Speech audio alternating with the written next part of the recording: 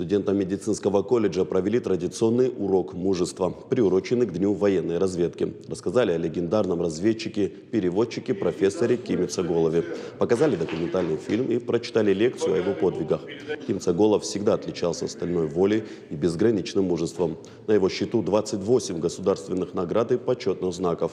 Он не раз участвовал в боевых операциях. Главным жизненным испытанием стала война в Афганистане, где блестящий дипломат выполнял обязанности военного советника СССР.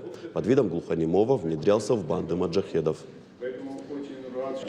Хочется наших студентов познакомить с этим человеком поближе. У нас очень часто пары вот так проходят в виде мероприятий. То есть это относится и к истории, естественно, и к литературе, и к географии. И студентам очень интересные уроки такого формата. Они с интересом просят еще и еще.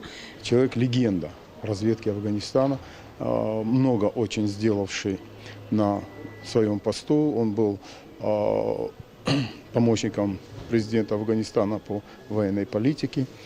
Он ходил в банды сам, переодевался дервишем. И первая национальная гвардия Афганистана была создана из одной из банд, которую он перевел на сторону Афганистана. То есть вот о таких людях наше поколение должно знать.